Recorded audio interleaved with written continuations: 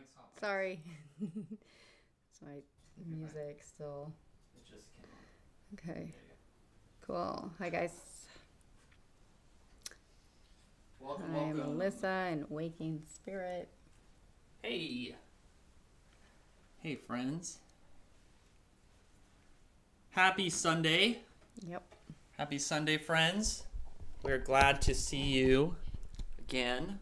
Yeah. We're doing something new today. We're doing a lot of new stuff today, actually. Mm-hmm. So, What are we welcome, doing? Sarah. Welcome, Melissa. Welcome, Waking Spirit. It's nice to see you all. So yeah, we're streaming to Facebook this morning. So I don't know how it's gonna work with like the stream. I know that we've had audio and video issues in the past. So hopefully, just let us know if you're having any issues on your end. It's a little experiment. We're trying. It might make it worse. It might make it worse. It might not matter. I don't know. But we're also going to be doing something a little different, as in the structure of what we're doing today, because a message came down. Sure did. Yeah, the message came down. So Dr. Stone and I, on Wednesday night, we did our ritual and our conjurations and our meditations and that kind of stuff to figure out what was going on this week for you guys and for this on Sunday. And something came down and it immediately I knew exactly what we had to do. So we're going to be working with a solar deity today, but it's not going to be the same solar invocation that we have been doing. We're going to do a little bit of a guided meditation, performing something known as the Mithras Liturgy, and working with Mithras, who is very old. It's a very right. Yes. Well, he's Roman. Roman. An ancient ritual, though. Yes. Yeah. But the ritual itself is a very old ritual. It's from the Greek magical papyri. And for those of you that are not familiar with the Greek magical papyri, it's also called the PGM. You might hear people talking about it in magical communities. It gets name dropped a lot. It's very popular right now. But the Greek magical papyri is one of the oldest compendiums of spells that we have on the historical record. It comes from Roman-occupied Egypt, and it's written in Greek, which is why it's called the Greek magical papyri. But it's just a bunch of different spells from the 3rd to 6th century AD, CE. Right? You're right. And one of the spells in there is something called the Mithras Liturgy, and it is actually the only ritual that we have on the historical record that pertains to the cult of Mithras. And the Mithras Liturgy is very powerful, and it actually opened me up to when I was performing some of the vocalizations into it. It kind of unlocked in me the kind of mysteries of the alphabet and the vowel sounds and that kind of thing. And so I think good afternoon, Michael. So I think it's very appropriate for the message that came down for us that we're going to perform at least a little bit of it together. We're going to do it like we did last week, a guided meditation. I'm going to do the invocation, and then I'm going to walk you through what you're going to be visualizing and the actions that you're going to perform in the guided meditation. And hopefully you get to experience the power of the sun, the power of Mithras, the power of this ritual, and hopefully unlock some stuff for you. But I think it's going to be very helpful for you guys. I know that when I first experienced Bridget's cross, there you go. Yeah. Good job, Sarah. Yeah. And we will be working with Bridget today as well, as she ties into. Today and tomorrow are the Sabbath of Imbolc, which is also my daughter's birthday, which is really cool. I love that because it starts on the 31st and it goes to the 2nd, and that's literally how long I was in labor. And she was born on the 2nd. But Imbolc is the beginning of spring, right? So we're going to talk about that later. Yes. And what that means for us or for you. Yeah. Yeah. So it's really good. So I think we're going to start off as usual with the purification. And once we do the purification, we're going to the order today is going to be switched. It's not going to be the same as usual. But thought that Mithras was a male exclusive deity. Yeah. So actually, yes, the cult of Mithras was it emerged around the same time as Christianity. So in the 1st century, I think it was towards the end of the first century, I think 90 AD or something like that. But it was at first exclusively men, and it was kind of like the lower classes and the middle classes. So it would be merchants, soldiers, slaves were allowed to join it. But in the first few centuries of his existence, it was exclusively male. And then towards the end, they opened it up to women before being stomped out by Christianity. So, like the Freemasons. Yeah. Okay. Yes, but it's. I think people compare it. Scholars like to compare it to early Christianity. You're going to within the rites of Mithras, not in the Mithras liturgy that we're going to be performing today, but within, like, if you study Mithras, the scholarship around it, the cult of Mithras, you can see it has rites that are similar to early Christianity, and then scholars also like to compare it to Freemasonry, as in they were very small lodges or Mithraeums, about 20 people. If there were too many people, they would just get a new Mithraeum, start a new group, instead of, it was supposed to be a very private, small, closed, secret society kind of thing, and they would have these dinners together, and they would reenact initiatory rites and mythologies and that kind of stuff. But the Mithras liturgy itself is a spell that's supposed to provide the practitioner immortality. I know that when I've performed it before, that it was very powerful, the vocalizations in it, and it is a great solar rite for anybody to use. It's it's a great magical spell. It's pretty even keel. It doesn't conflict with anybody's religious beliefs, as long as you're open to gods, whether you're monotheist or not, so. But yes. So with that being said, I think we're going to go into our ritual purification just to start it out and get us ready. And then the order today is going to be switched a little bit based off of what came down on Wednesday night for you guys.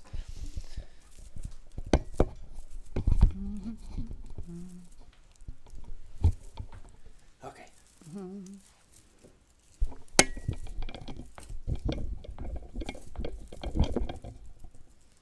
But yeah, what I like about Mithras, I think Mithras is one of the best initiatory deities.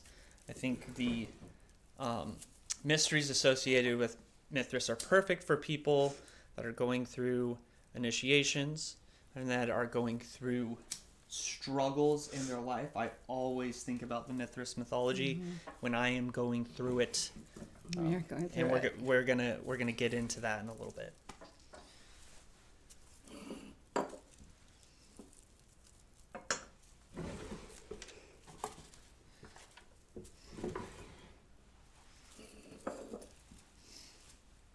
Let me get this out of here so it doesn't catch on fire. All right. And let us wash with fire. We cleanse with fire.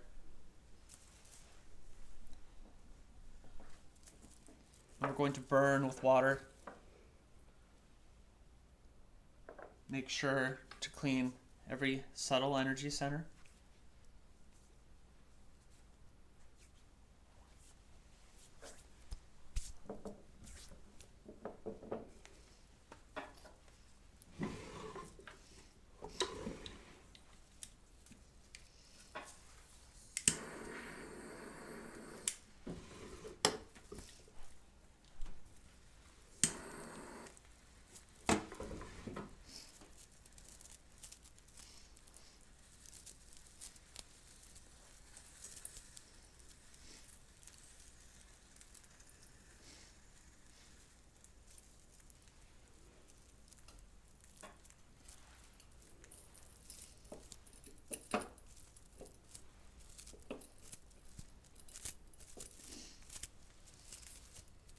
I purify, I sublimate, cleanse my mind, body, spirit, and soul, under the authority of the Tetragrammaton, under the authority of the Master of all, Creator of the universe.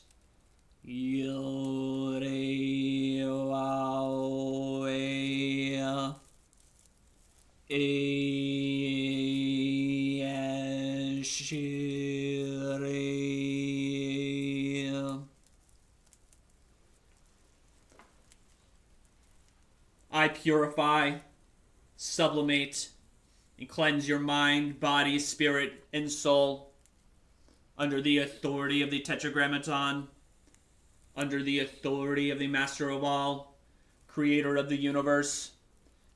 Yodi Wawei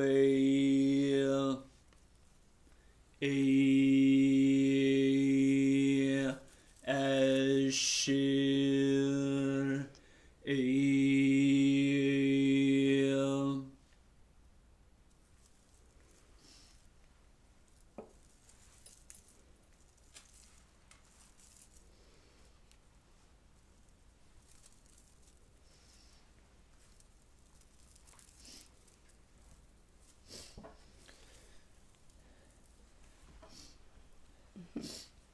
So I'm going to read you guys a little bit directly from my grimoire from the operation on Wednesday night.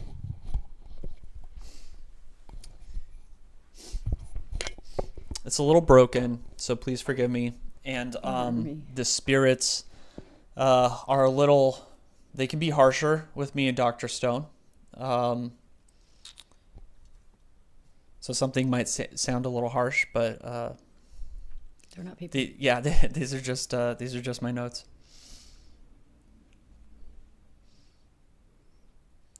There's opportunity knocking. After feeling broken, you need to take the opportunity. It's masked in a different package. You're feeling abandoned and stuck. When the opportunity knocks, you need to jump and take action to prove that you're ready. You asked for something specifically. You need to do the thing you don't want to do to get the thing that you want. There's too much flakiness. You need willingness, and your mindset matters.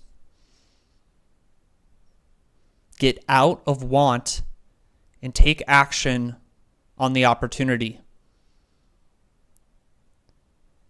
The opportunity is going to give you what you need.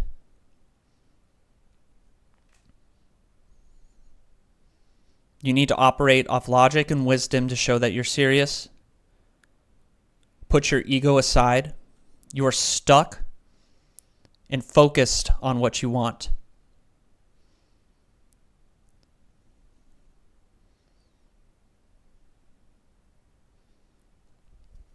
You keep saying, I'll do anything to get there. But you're not jumping at this opportunity. So the theme here, basically, there are people that are here that are surrendered to the process and are doing what they need to do to progress, right? But there's a handful of people that are not fully surrendered and are apprehensive, right? It's like you've got 1 foot in and 1 foot out, and you're not willing to take the jump, right? And I'm personally, I get the feeling that it has to do with just occultism in general. That it can be scary, and there's a lot of reasons to be apprehensive about the occult and to be apprehensive about magic and esotericism, right? I think people that come from a religious background, that's a huge thing. I was raised Catholic. It took years for me to feel comfortable on this path because of the religious indoctrination I had about what this path was, right? Same, but Southern Baptist. Yeah, same. So if that's what you're going through, it's normal. A lot of us have to go through that. I think the other reason to be apprehensive about this is just because society thinks it's a little weird, right? And especially if you're raised religious, you obviously have religious family. And so there can be issues there, right? Maybe you're afraid of being rejected by your family, rejected by your friends. You know, if people find out in your workplace that you believe in magic or that you do occult rituals, just the connotation of it is kind of socially scary, right? But we're very lucky because we live in a point in time where, you know, we don't get imprisoned, we don't get burned anymore, our families don't go to jail and get their property taken from them anymore. It's we're legally protected doing what we do, right?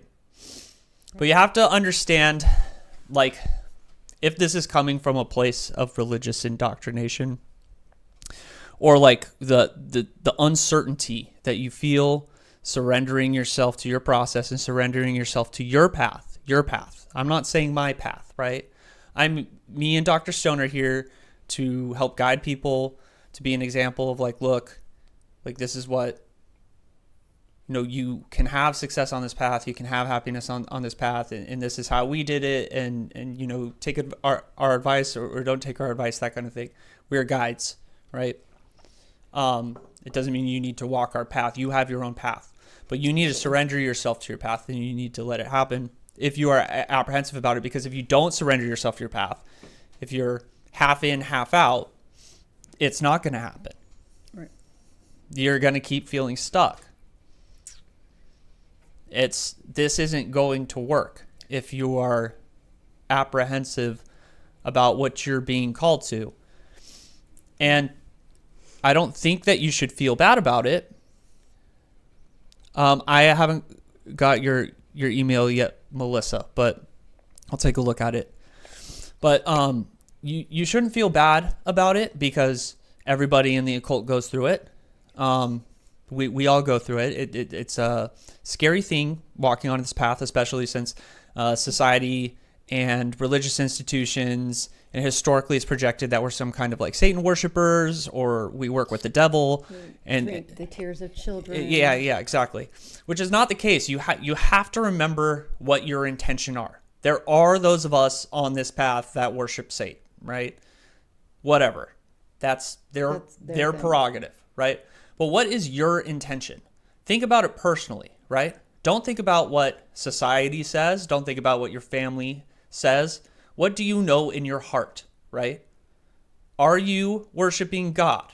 Are you or your higher power, whatever? You know, who is Hecate to you, right? That's what's important. This is a path of spirituality, right? This is a path of personal responsibility.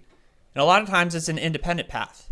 We're very, very lucky as occultists, as esotericists and magicians to live in this time and to be here on this YouTube channel or wherever you're coming through, where we're able to talk to each other. Because a lot of our predecessors had to deal with this alone. This right. Self-doubt, this apprehension is maddening when it's alone, right? But you can look around you. You can look at people in this live stream. You can look online. You know, there are tons of successful academics that are on this path. Yeah. Lots of successful people. You can see in the history books all the great inventors and scientists that were also a part of this, right? And you can see that, you know, you can see for yourself. That information's not readily available, like, to people, yes. You know, about who's also been on this path, but a lot, right? Yes. So you can see for yourself, and we're here. You're here with us. We have each other right now. We have each other to, you know, say, hey, everything's okay. You know, it's going to be okay. Have faith and trust the process. Mm-hmm. Right? It's incredibly important because this path doesn't work if you don't surrender yourself to it. If you don't let it happen. You need to give yourself to it. I'm not saying, you know, like I said, it's your path, okay? And know in your heart what you are doing. because that's what's important. If you set the intention, so if somebody's telling you you are going to go to hell, or that you are a Satan worshiper because you work with Hecate, or because you practice magic and work with an Abrahamic God, is that true? Is that what you're doing in your heart? Because I don't think it is. I think in your heart, you are trying to do what's right. You're trying to come into your spirituality. You're trying to return to where you were called to, right? That's what's in your heart, and that's what's important, okay? If you're not worshiping the devil, you're not worshiping the devil, no matter what people say. And if you can't be public about it, there's plenty of reasons why you wouldn't want people in your job or your workplace to find out you're an occultist or you're practicing magic. There's plenty of reasons why you wouldn't want your family to know at Thanksgiving dinner that you're an occultist practicing magic. That's fine. And it kind of sucks that we got to be quiet about it. But, I wish people had the same apprehension about being a Democrat or Republican, right? I wish they were as scared of letting people know their political affiliation as they are of knowing if they're an occultist, Preach. Right? Yeah. So I just that was what came down on Wednesday. There's people that are apprehensive, and it's normal, but you are lucky because you have people here to tell you, everything's going to be okay. Have faith, surrender yourself to your goddess, to your God, your path, your deity, whatever. The universe. And trust that everything's going to be okay. Everything has a purpose. And that's why you're here. Okay? That's why you're on this path. You got called in this lifetime. And you're so lucky for that. I am so grateful that I get to be an occultist, that I get to be a wizard. So grateful. I think I'm relatively young, Yes. to be called to a spiritual path, right? How lucky you are that you got called to that before you died, right? Yeah, to go back to what you did before, what you've always known, right? Because that's what they say, isn't it? Yeah. Yeah. So have faith, trust yourself, trust the universe, okay? And we're here to support each other, to guide each other. And it's like, if you're afraid, if you're apprehensive, that's okay. But this path is about overcoming that. Is about overcoming the fear and letting it happen. Right. Letting yourself have the best existence, okay? And your fear is keeping you from doing that. Mm-hmm. Yes. You have anything to add, Dr. Stone? Yeah, I do. I have a lot. Okay. So, I don't know if, so I was raised Southern Baptist, and I absolutely was terrified, and I kept coming and going from this path for a very long time in my youth and such, because I would get scared that I was going to go to hell, because what if they're right? It just was in the back of my head. And sometimes things would happen, like supernatural stuff, I guess, or whatever. And it would scare me, and I'd be like, oh, it's because I'm reading tarot cards, okay? But guess what? I put those away, and it still happened. It still kept happening. I stopped practicing, and it still kept happening. It had nothing to do with that. It had to do with me, not what I was doing necessarily, right? And then when I had that near-death experience, and I didn't go to hell, it was like the best gift I got. Like the best thing I got from that experience was my release of all indoctrinated guilt. Because I know now, I know you can't know, but I know for positive, certain, without a doubt, that that's not true. But I would say, to those of you that are scared, it is scary. Like anything like this is going to be scary because we're taught that it's not real. And so when it starts to show that it is real, what the heck, that's can be alarming. And so we run back to the things that we know will shield us from that. But at the same time, what are those things doing for us? So when you surrender yourself to the path, I'm going to say exactly how I did it. I got my job that I loved, I lost, and I was starting to freak out. And I was like, okay, I can't do this. I can't let my kids see me like this. Let's be logical.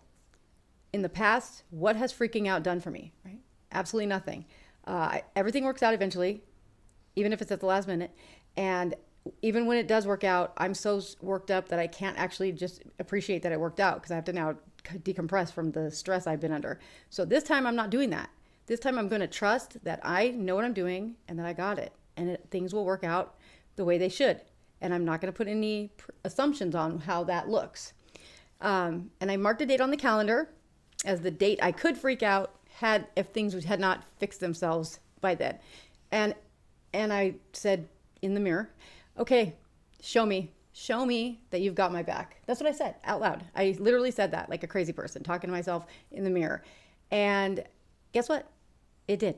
It worked out with like about a week and a half to spare from that date on my calendar that I could freak out. And so I was like, okay, all right, maybe that one. And then I just kept doing that, and it kept happening. It just kept showing me that it was right. And when you're on this path and you do surrender to it, what it looks like is things start going your way. Like things start becoming not an obstacle. There's not the same amount of obstacles. There's not the same intensity of obstacles and roadblocks. It's like things just kind of open for you. And whereas you've had struggles previously, it's like all of a sudden you're not. And that's the biggest sign that things are going your way. So if you're still fighting and tussling with, life, that's generally a good sign that you're not quite figuring it out yet. You haven't quite gotten there yet. But we all have to go through that to get to the other side. So just remember, and just FYI, I've been accused of witchcraft in court twice, in court of law twice, okay? 2 times. Once when I was 18, and then again when I was 38. And it was not lost on me in those moments that, like, obviously what were they going to do? It was like a civil, one of them was a child custody case. The other one was a divorce case. But it was terrifying, right? Like when I heard that, when that other person said that, like, oh, well, she practices witchcraft. I freaked out, like, quietly, because I thought to myself, oh my God, there were other women in this position that didn't get to go home for this, right? But we do. Nothing is going to happen to you like that. You know what I mean? It's not like that anymore. And it's actually a lot different. People are actually really supporting it now, whereas in the past, you would lose your job and credibility, like, for talking about this, especially as someone like myself that has a job in academia and science. But that's not the case anymore. So I would say, screw what other people think. You know what you're doing. And if you're being a good person, then the haters are going to hate, right? You're not doing it right if you don't have haters, period. So remember that, guys. But I feel like a couple of, maybe you guys are struggling with the idea of seeing things, right? Is that, you think that might be? Yeah, I mean, there's the psychological stress that happens in this, and I mean, there's nothing I can say about that. It's every time you go through something, every time you grow, right? It's more growing pains. Every time you grow in gnosis and wisdom, you're exposed to something that reminds you that, we don't know shit. Yeah. We don't know anything. Oh, we don't. The more you know that you don't know shit. The universe is so much stranger. And there's so many people that walk around, they think they got it all figured out, They have the least amount figured out. No idea. We have no idea. Remember, it's when people are too uninformed to realize that they're uninformed. So don't take things like that. Don't take advice from people that don't have what you want and don't know what they're talking about. End of story. That's that simple. Easier said than done. We understand that, but we just want you to know that we're here for you guys. So if you're stressed out, community, the community aspect really helps. If you're confronting something psychologically, just to know, as Merlin said, that this too shall pass. That's my bread and butter when I'm confronting something in my spiritual path that kind of like rocks my existence. But it's it's all for a purpose. It's part of the path, right? Yeah. But if you're talking about the worldly stuff, you need to just surrender, and trust. And we're going to do a reading today. One of my favorite readings is I'm constantly thinking about in the context of initiation. I'm not going to name the author. Wait, can they hear us? Can you guys hear us Did now? the sound cut out for everyone? Damn it. Shouldn't. Let's see. Let us know. Can you guys hear us? We just got that message. Do you turn your volume on your phone? Let's see if you can hear it. I don't want to hear. Yeah, I can hear. Yeah, we're fine. Yeah. Okay. Yeah. All right. Yeah. Okay. Yeah. And also, someone just said they know how to be weird, or people figured out how to be weird. You know what the original meaning of the word weird was? It was someone that had the ability to bend fate. That's what it meant in its original iteration. So hell yeah, let's be weird. All right. So this is going to be a long reading, but this is the passage I always think about when I'm confronting the growing pains of being an occultist, right? When I run into something, when I'm going through an initiation, something that really messes with my head, or growing pains that are uncomfortable, right? I always get out the other side. But I constantly think about this reading, and so I hope this reading will help somebody out there that might be confronting that.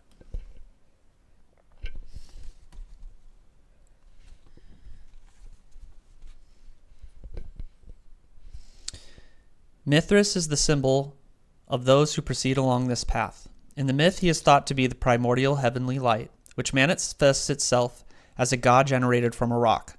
While standing on the bank of a river, he frees himself, escaping the obscure mineral by wielding the sword and torch, which helped him while he was in the mother's womb. This is a miraculous birth, noticed only by shepherds hidden on mountain tops, characterized by an insatiable craving for various things. This wild and unrestrained vital force, which first generates and then devours its own energies in a context of radical contingency, corresponds to the symbol of the waters at the edge of which Mithras is generated. An initiate is one who is rescued from the waters. Notice the connection with the Moses legend as recounted in Exodus, and who walks on water, hence the esoteric meaning of Christ's miracle. The initiate is a being who has learned how to take control of the totality of the cravings and the deficiencies which urge him internally. He has learned how to resist them and has the power to say no, and how to break their law, and how to develop a new life without them. On the contrary, the beings of the sublunar world continue to experience death, annihilation, or reabsorption. Thus, to be initiated is like leaving behind a bank of a river on which people's lives unfold with all their miseries and greatness. At that point, one has to face the current, which becomes increasingly furious until he reaches the middle of the river. Then he has to move beyond this limitation and to struggle towards the opposite bank.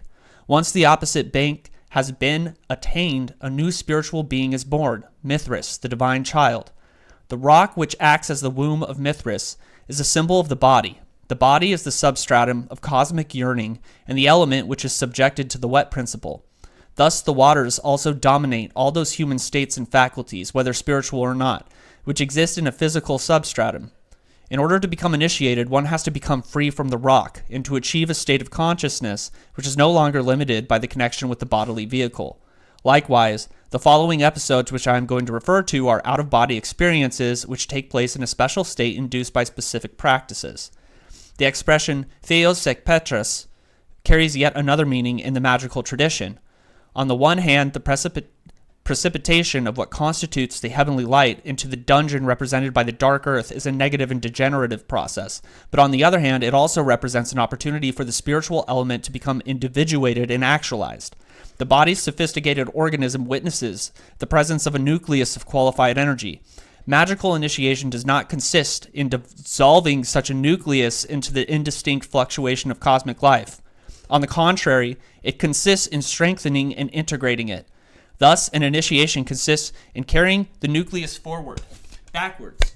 According to initiatory thought, the spirit is not something else, but rather something immanent, which needs to be elevated from the pits of concrete human reality.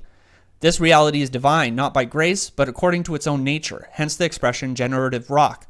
The equivalent concept in the Hermetic alchemical tradition is that of the material required in the magnum opus, and the attribute of prechigenos, generated from the rock, which is bestowed on the man-god Mithras, who does not descend from heaven, but who is derived from the earth. The nakedness of the divine child finds its complementary symbols in the notions of being rescued from the waters, of being extracted from the rock, of throwing away the clothes, and of being washed. These symbols are found in many esoteric traditions.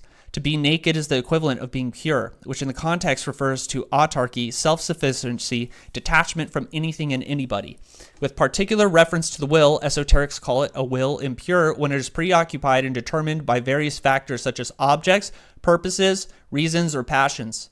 It is also impure because a will such as this is unable to proceed by itself, to want and to assert itself, or to resolve itself in a pure form. In the West, this pure form is symbolized by the Virgin. This Virgin tramples under her feet the snake and the moon, which are two symbols for the waters. And through a virginal conception, she gives birth to the divine child, the so-called autozoon, which is self-generated life subsisting beyond the contingency of human nature. Springs from a virginal and purified will, which is free of all bonds, consisting only of pure act. In the Mithraic ritual, mention is made of the existence of the soul's power in a state of uncontaminated purity. This existence generates a new nucleus beyond the waters. This nucleus, in turn, once it develops into a new being, goes on to populate a world which is beyond the human dimension, beyond space and time.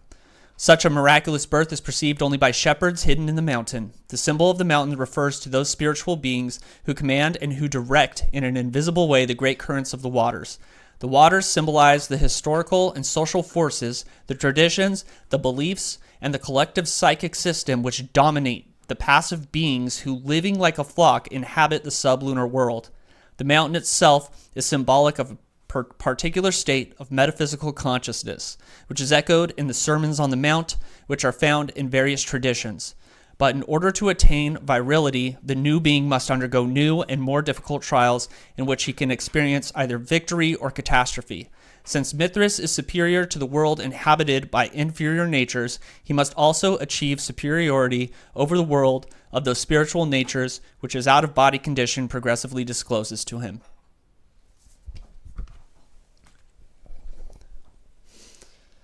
So, if you're paying attention, I know that's a lot, but that is,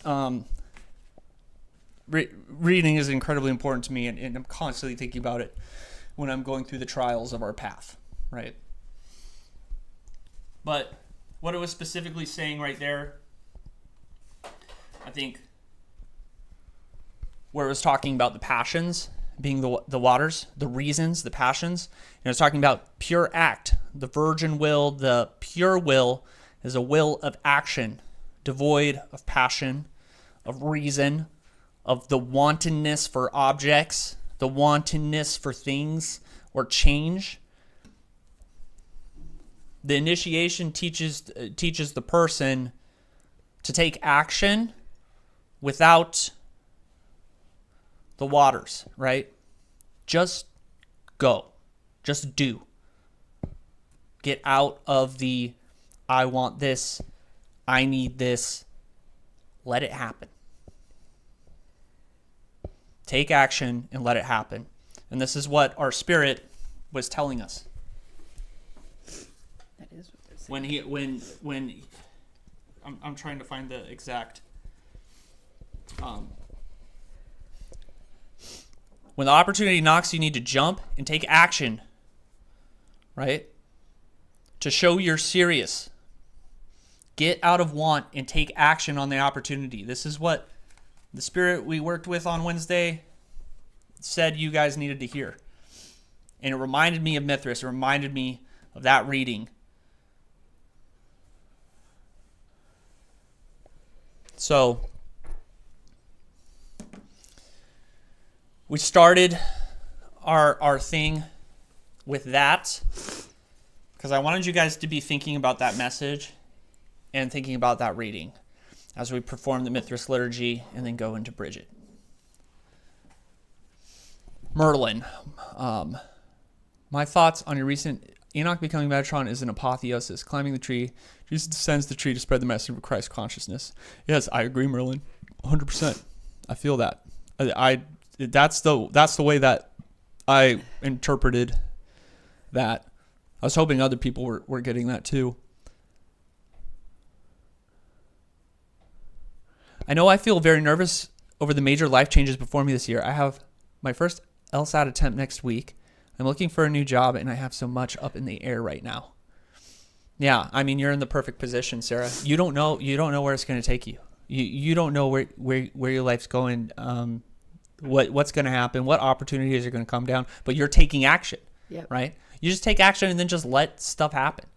You know, one of my favorite like little therapist sayings or whatever is expectations are the seeds of anger or disappointment or something like that. It's like I took that very seriously. I stopped having expectations for things and for people and that kind of stuff. And all of a sudden I found I lived a much happier lifestyle, and life took me to places I never thought I could go, you know? And that's what that spirit was kind of communicating is like, take the action, just do, and then just let things happen. Right. What you can control, you do. Yes. And then what's not in your immediate control is what you have to let happen, is basically what he's saying. Right. You do what you can, you take the action, and then let the chips fall where they may, right? Like, see what happens, see what comes. Yeah, Sarah. I think you're going to be fine, Sarah. Yeah, you're going to be fine. That's the right move right there. If you are miserable at your job, get the fuck out. Yeah, life's too short. That's how you get held back. That's the wrong thing to do. I have wasted years of my life staying at jobs that were oh my goodness, at toxic workplaces out of a misguided sense of loyalty and work ethic, which was absolutely the wrong decision, and it was not what I was supposed to be doing, right? Yeah. So if you're like, hey, they're not paying me right and they're treating me badly, get out and let life give you something better. Yep. With that being said, we're gonna perform. Okay. We're gonna perform a little bit of the first two prayers of the Mithras Liturgy, and it's going to be guided visualization. So the Mithras Liturgy, when you perform it, which I definitely recommend, I believe all occult it's a very safe kind of rite. Nothing wrong. It's building a light body and visualizing sun gods and that kind of stuff. I definitely recommend all occultists perform it at least once in their life. Work up to it, do a solar initiation. But we're gonna do the first two prayers in it, and it's combined with the visualization. So I'm going to put you guys into hypnosis, and we'll walk you through. I'm going to read the prayers and do the vocalizations, and then I'm going to tell you what to visualize and what to do, and you could do it along at home, and hopefully you guys can feel the power of it. You know, I remember when I first was reading it, and I was laying there in bed, and I was just vocalizing it, and I could just feel it overcoming me, and I was like, oh wow, this is great. I gotta actually plan to perform this thing. Yeah. Enoch, Jesus, Mithras, not the same figure, but the zeitgeist of the times in which they were formed, 100%. Grab the next vine before you let go of the one you're holding. Yeah. Yep. You're on top of it, Merlin. Okay. All right. So with that being said, we're all purified.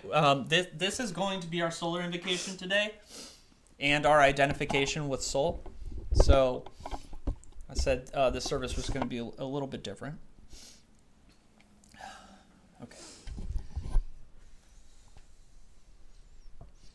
All right. So we're going to take our eyes. We're going to find a position on the ceiling where the ceiling meets the wall in that corner. Eyes should be up slightly. There might be a little bit of pressure, but that's okay. And you're just going to fix your eyes there.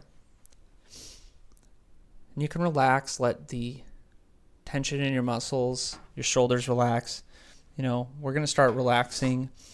Make sure your feet are planted firmly on the ground, that you are comfortable.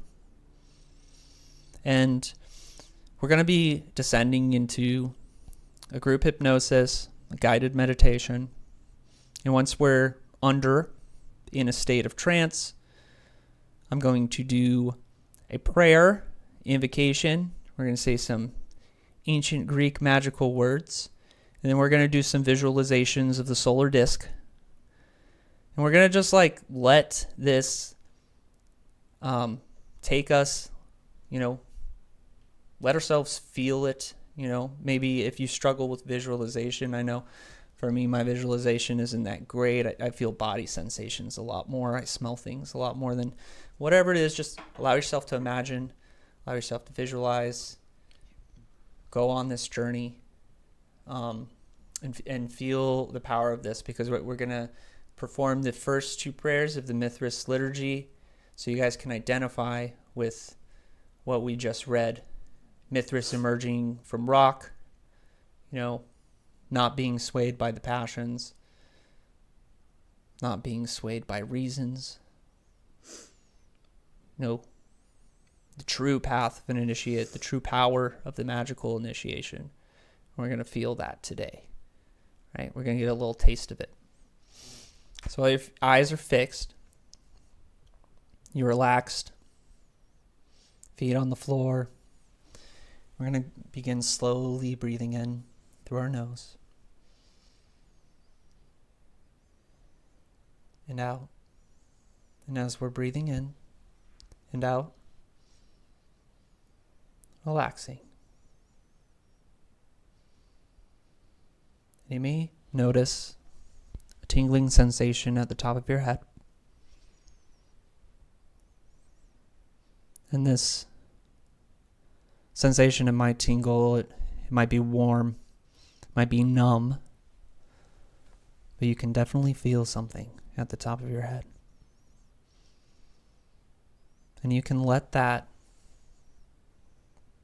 begin to spread down from the top of your head.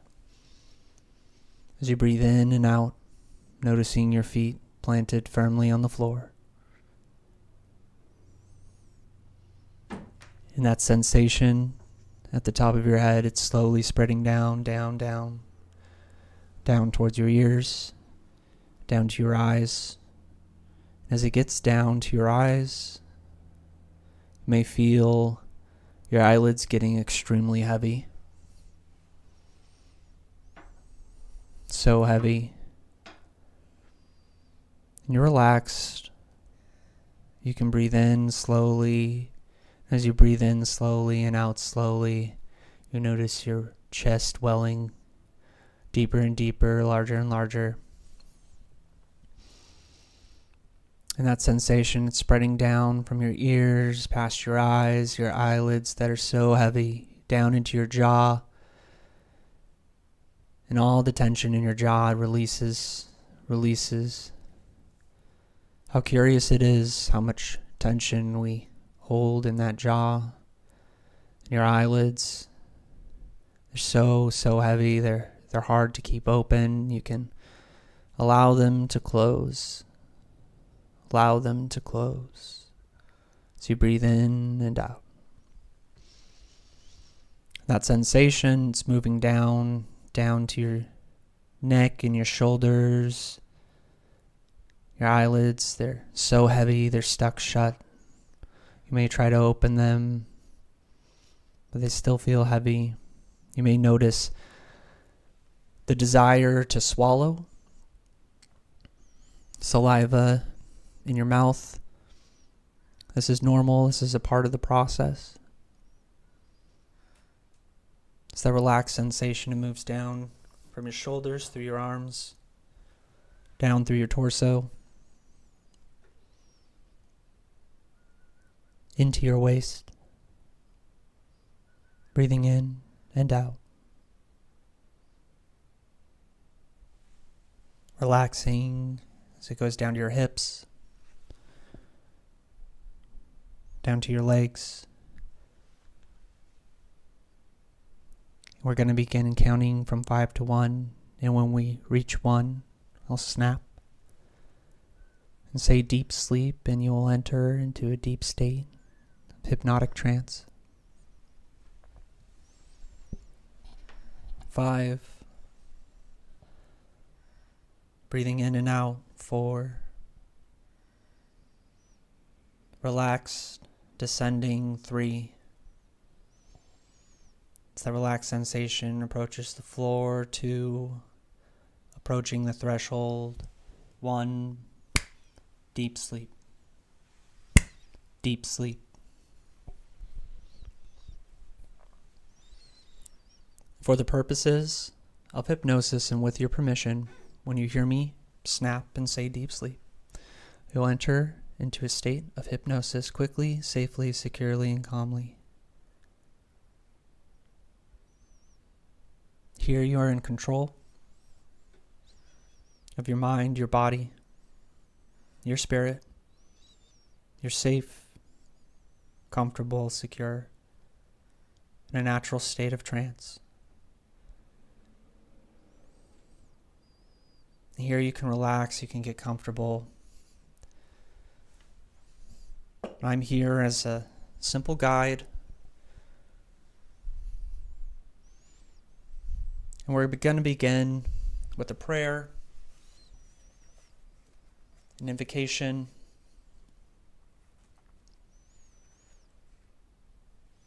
and then we'll walk us into some visualization. While you listen to the prayer, don't worry about processing exactly what's being said. Just feel the power of the words. Let them wash over you. Whatever comes to your mind is okay, is natural.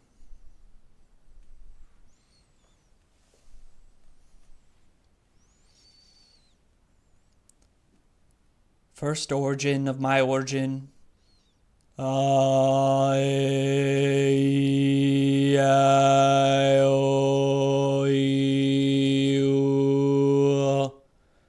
first beginning of my beginning.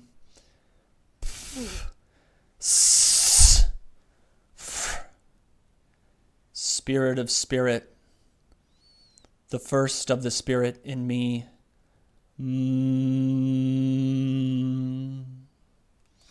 Fire given by God to my mixture of the mixtures in me, the first of the fire in me.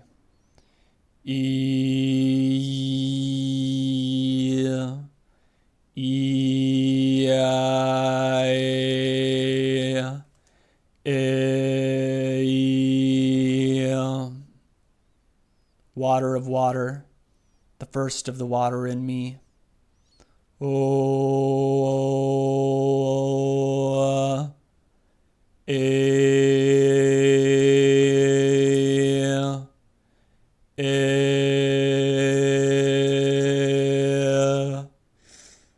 Earthy material, the first of the water, the first of the earthy material in me.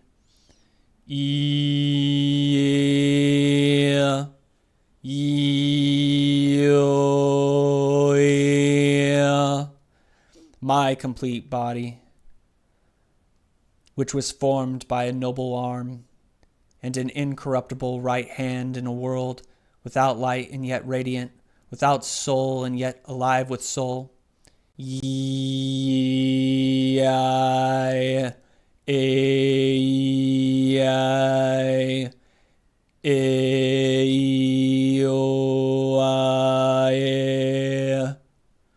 Now, if it will be your will, Mithras, Fos, Mithartha, Ferai, in another place. Airezath, give me over to immortal birth, and following that to my underlying nature, so that after the present need, which is pressing me exceedingly, I may gaze upon the immortal, beginning with the immortal spirit. Ankarefrenesol Firigch, with the immortal water. Eronoi Perikones, with the most steadfast air. Eioei Psinaboth, that I may be born again in thought. Kraoltrax Oam Inarkmumai, and the sacred spirit may breathe in me. Nikthin poto nikthin erbai eth, so that I may wonder at the sacred fire. Kai fi, that I may gaze upon the unfathomable, awesome water of the dawn. Nyo feso eko o chaye choa, and the vivifying and encircling aether may hear me. Arno myth, for today I am about to behold with immortal eyes, I, born mortal from mortal womb, but transformed by tremendous power and an incorruptible right hand, and with immortal spirit, the immortal Aeon and master of the fiery diadems, I, sanctified through holy consecration, while there subsists within me wholly for a short time my human soul might, which I will again receive after the present bitter and relentless necessity which is pressing down upon me, according to the immutable decree of God. Eo,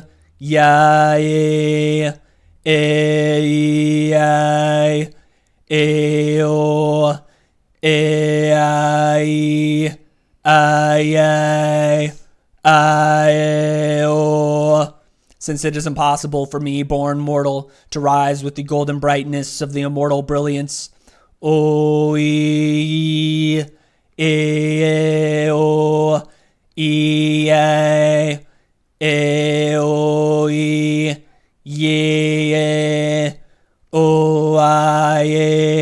Stand, O perishable nature of mortals, and at once receive me safe and sound after the inexorable and pressing need. For I am the Son, Saikon Demo Procho Proai. I am Mekarf Inmo Propsychon Proi.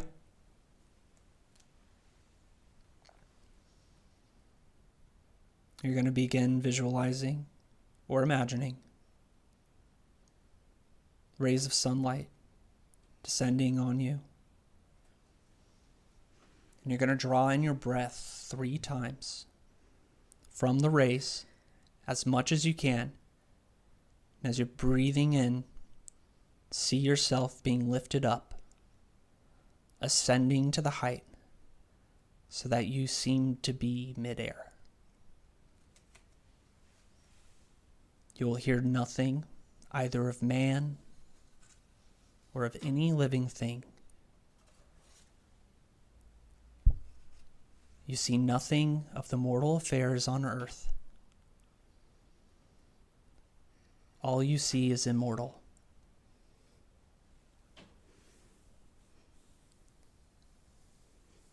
And in midair, you're going to look around, you're going to see the divine order of the skies, the presiding gods and angels rising into heaven.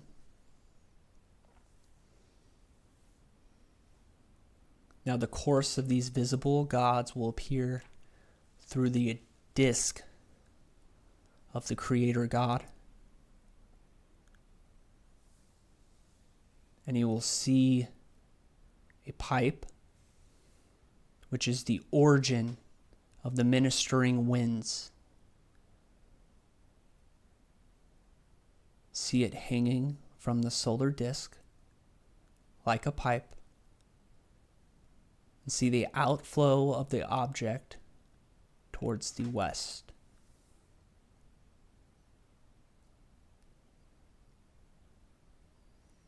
And if you see it towards the east, it is boundless towards the east.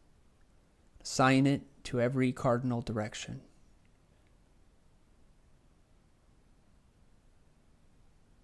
Now you may notice the gods are staring intently at you, rushing at you. Now take your right index finger Put it on your mouth as if you are shushing somebody. You're going to take your right index finger, put it on your mouth as if you're shushing somebody. The right index finger on the mouth. And now say 3 times silence. Silence, silence, silence. Now repeat after me. Symbol of the living, incorruptible God. Guard me. Silence. Nick Fear Fen Melo.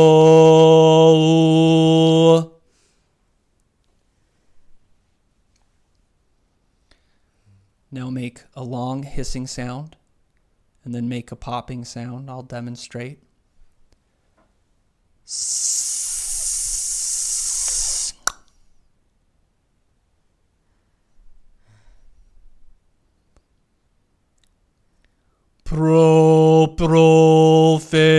Profegil Moraios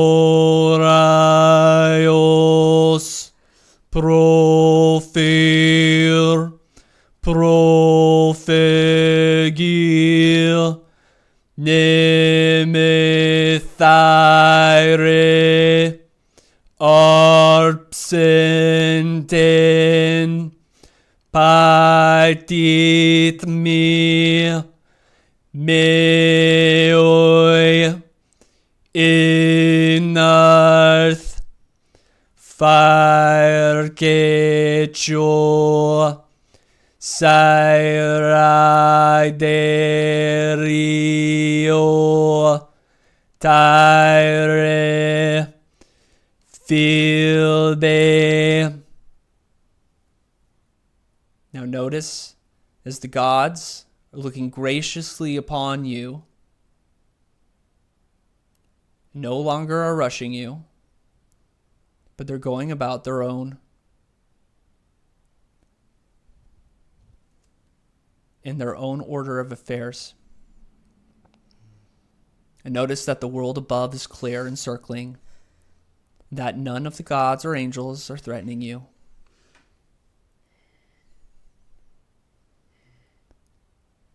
And expect to hear a great crash of thunder. Breathe in deeply. Accept the experience.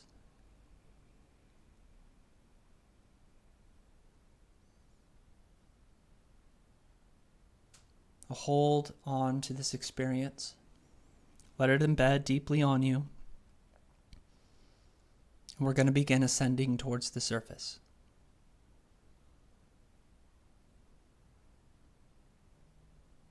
1, relaxed, calm, secure. 2, safe and comfortable. 3, letting the experience bed on your subconscious mind. 4, approaching the threshold. And 5, eyes open, wide awake. 5, eyes open, wide awake. 1, 2, 3, 4, 5, eyes open, wide awake. That was so hot. All right. That was so hot. So hot. Okay. I was like growing up as usual. All right. So I hope you guys got something out of that.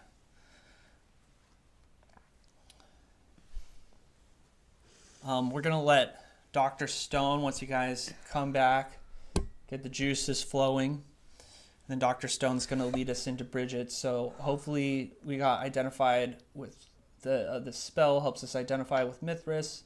You'll be able to carry it with what we were talking about earlier. Any apprehension you may be feeling as you fully surrender. Remember the river, right? The only way to approach it is with stillness and silence. Right. And to not care what other people that don't know you, don't know your internal workings, have to say about you or what you do. Because again, it's those that don't know what they're talking about that are always the loudest. It's the Dunning-Kruger effect again. I'm glad you enjoyed it. It's good. Yeah, can you just make sure you get in the center? Right? Oh, yeah. Yeah, thank you. Okay. Sure. Can we move this a little bit? Okay. So it's always so weird. I feel like how this comes together every week recently. Because I had planned these out in advance, like I told you guys. I planned these out in advance, but yet they're all on point. It's just like pretty nuts. Okay. Can you do this later, Sarah? Yes, you can. Just treat it like a guided meditation or a hypnosis tape, you know? Mm-hmm. It's the same way. You can always do these later. Yeah. That's what the beauty of recording these is that you can catch it all over again if you like. Okay, so again, I said earlier that tomorrow is... Oh, sorry. I got to move over into the center. Sorry about that. Is that better? Yes. Okay. So tomorrow is Imbolc, which is a very old Sabbath. And the deity that is associated with that in the more traditional sense of witchcraft would be Bridget, who's actually sainted, right? So the church even recognizes her, and she was believed to be a real person. So seeing as that tomorrow's Imbolc, which is the festival of Bridget, the day before is the eve of Imbolc, and that is another one of these liminal dates. It's another threshold where the path ahead is not yet clear, and it is here in this uncertainty that Bridget teaches us her most profound lesson. Bridget is the keeper of the space between winter and spring, and what was and what will be. She does not promise us clear skies and certain roads. She promises us something far more precious, the first flame in the darkness, the courage to kindle it, and the faith to follow its light even when you cannot see the destination. Consider the position of our ancestors on this night, thousands of years ago. The depths of winter still gripped the land. Food supplies were running low, and the sun was weak. Spring was promised, of course, but it was not yet here. Our ancestors couldn't see it, and they couldn't prove that it was coming, yet they lit the fires anyway. Bridget is the patron of smithcraft, and every smith knows this truth. You must strike the iron in darkness before you see what you are making. The forge fire illuminates only the immediate work, the next hammer blow, the metal glowing red hot in your tongues. You do not see the sword complete. You do not see the finished horseshoe. You see only the next strike, the next fold, the next heating and cooling. And yet, masterpieces are made this way. When you stand before an opportunity that calls to you but offers no guarantee, when you face a challenge whose outcome you cannot predict, you are at Bridget's forge. She does not ask you to see the end, but she asks you to strike while the iron is still hot. She is the goddess of poetry and inspiration, of Awen, the divine breath that fills the soul. And here is what every true poet or musician, songwriter knows. The poem does not arrive complete. The first line comes burning and urgent in the mind of the writer, and you must write it down before you know the second verse. You must speak the second verse before you know the third. The poem reveals itself only to those who begin without knowing the end. How many of us wait for the complete vision before we start? How many opportunities grow cold while we demand certainty? How many challenges go unmet because we insist on seeing the entire path lit before us before we take that first step? It is here when Bridget would say, begin, the rest will come to those who begin. As the goddess of healing, Bridget faced countless sick and suffering people, each one different and mysterious. No healer knows for certain if their treatment will work. No healer can guarantee the outcome of their patient. Yet they must act anyway. They must trust their training and their intuition and their connection to the divine healing force. And they must try. To refuse to treat because you cannot guarantee success is to guarantee failure. When you face a challenge whose outcome is uncertain, you face the healer's dilemma. You can refuse to act, ensuring nothing happens, or you can trust in your skills, your spirit, and your divine guidance, and act despite of that uncertainty. Again, Bridget does not promise that you will succeed. She promises that not trying is its own kind of death. At Imbolc, we honor Bridget's sacred wells, those places where waters sprung forth even in the frozen earth. Think on this. Beneath the frozen ground, the snow, and beneath the apparent death of winter, water flows. You can't see it from the surface, and if you judged only by what winter shows you, you would swear that the earth was dead. The waters were frozen, and nothing was alive or flowing, and you would be wrong. When your path is uncertain, when the way ahead is frozen and dark, remember, beneath the surface, the waters of possibility still flow. Springs are preparing to break through. Seeds are germinating in the dark soil. The goddess is at work in places you cannot see yet. Your job is not to see everything. Your job is to trust the flow beneath the frozen surface. Tomorrow at Imbolc, we will kindle Bridget's flame. But here is what you must understand. That flame does not spring into existence fully formed. It begins with a spark so small you could miss it if you blinked. The tending of that spark into a flame requires patience, attention, and faith. You must feed it kindling when it's weak. You must shield it from the wind. You must believe in it when it is nothing but a glowing ember. Your opportunity, your challenge, your calling, it may appear to you as nothing but a spark.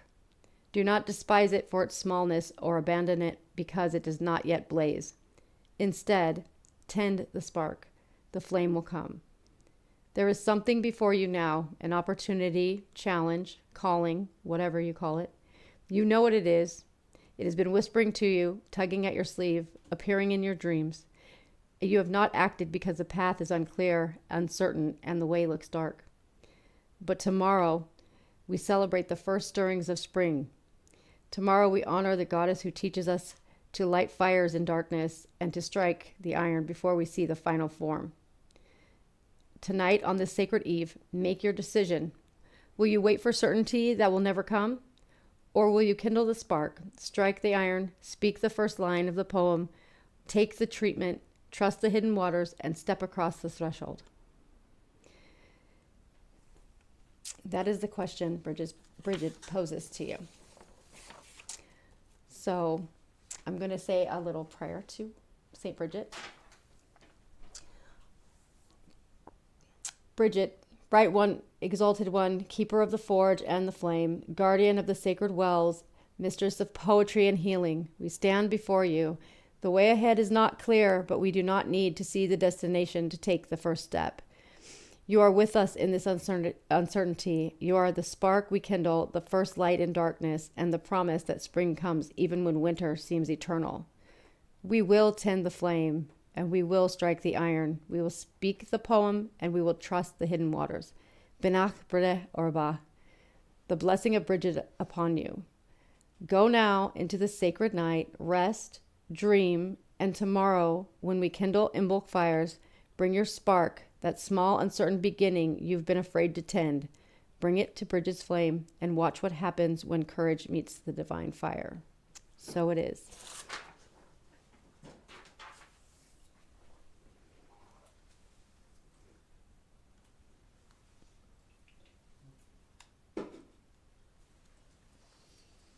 Ooh, that was great. Thanks. That was perfect. It's so appropriate, right? Yeah. Because we started off and we were like, okay, we're stuck, we're apprehensive. And then so we get identified with Mithras and we get a little inspiration from Mithras, right? And then we come into Bridget, bringing us into the next season of our lives, right? Telling us guiding us exactly where to go. Right. Yeah. But I wrote this last year. Yeah, it's crazy. I wrote that last year for a different situation entirely. But it worked within 6 days. I had the answers that I was looking for. It was about something completely different. It was about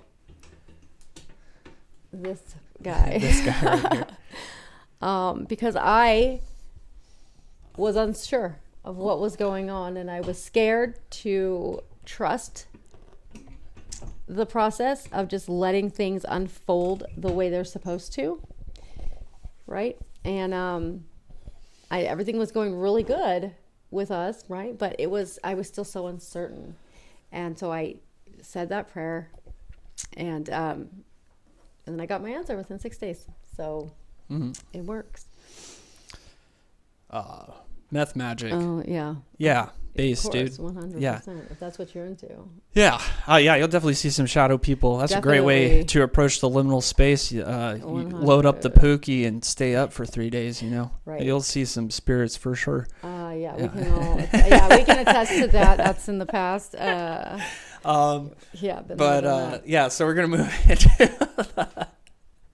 into, well, you know how they say like schizophrenics were shaman? What if meth heads are shaman? I don't know. I mean, perhaps, maybe, but it would meth heads are the most mystic amongst us. Yeah, I mean, that's what people, when they're using it, they think that probably about for themselves. Sure. Yeah, I can see it for sure. Yeah. But we would say definitely the people, definitely the lady outside my old apartment for sure. Oh my gosh, yes, she was indeed. connected to something. She was. She was schizophrenic for sure. She was. Okay. Yeah. With that being said, we're going to move into the astrological forecast. What a great service! Thank you, Dr. Stone. I appreciate it. So we're going to get into a little bit of fun. I think it's a great week astrologically. Yes. There's some good stuff happening magically. So this conjunction is still happening. This mess between Mercury, the Sun, Venus, and Mars.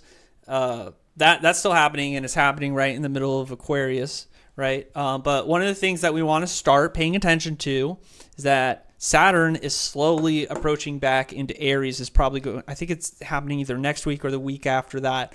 And Saturn in Aries, right? What is Aries? Aries is Mars. Okay, so this is Saturn in this kind of Aries energy, but Aries is also the first zodiac sign, right? It is the of the cycle, and so having Saturn in Aries can be a little frightening, scary for your average passive astrologer, right? But we are magicians, right? We sway the fates. We are not bound to them, right? And so I actually really like Saturn in Aries. I'm looking forward to this because this is going to be something that we're going to be preparing for, because we have Saturn, death, limits, that kind of stuff, and then Aries is this kind of when he's ill-dignified, he can be pretty destructive and violent and harsh and cause bad things to happen.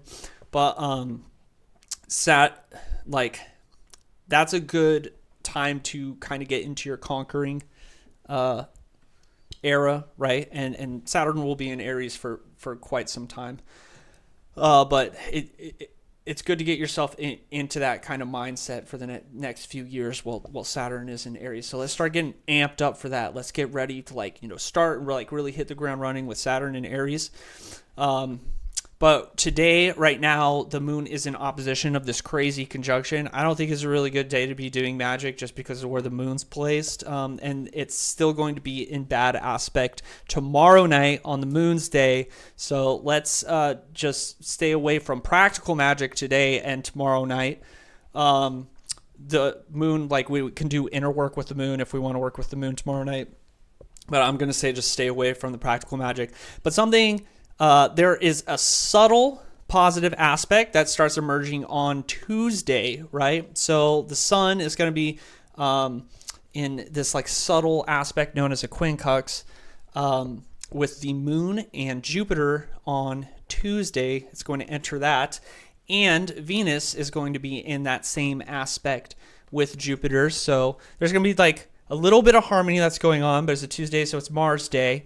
So if you're going to work with any of those energies or any of those kind of spells, just make sure that it's not in the Mars hour, it's in the appropriate hour. But Wednesday, we have a moon opposition with Saturn, right? And that is not good, right? Moon opposing Saturn is something I generally try to avoid. But Thursday, I'm really excited for Thursday. Thursday is going to be really positive. We're going to have the sun in that great aspect with Jupiter, along with this conjunction that's happening here. So if you're going to be working any Jupiter magic, we're talking about like luck, we're talking about good fortune, we're talking about court cases, anything along those lines. Let's aim for Thursday, right? We haven't had any good Jupiter elections since we've started this live stream. I'm looking forward to Thursday to get in contact with Jupiter. Jupiter's an awesome energy to work with. So I know somebody in here I think it's Waking Spirit, is working with Jupiter right now. Let us know when you do your Jupiter, right, how that energy goes, if it feels exacerbated this Thursday with the positive aspect. Friday night, though, a lot is going on. Friday night's a great night for love spells, right? But we're going to avoid Jupiter workings on Friday night. Anything that falls in Jupiter's realm, we're going to avoid that on Friday night because the moon is going to be in a bad aspect with Jupiter. It's going to be in a square. However, we've got these positive aspect between Venus, and it's going to be conjunct with the sun and Mercury, and it's going to be in trine. Yeah, it's going to be in trine with the moon. So love spells are going to be great on Friday night, but we're talking about love spells that don't, like no harem spells, right? No, like trying to get laid spells, trying to like have a bunch of sex. We're talking about the establishment and the growing of relationships. That's going to be a great night on Friday night to do those love spells. And then I think Saturday night we have the moon is going to be trine with Mercury and Venus, and it's going to be quincunx with Saturn.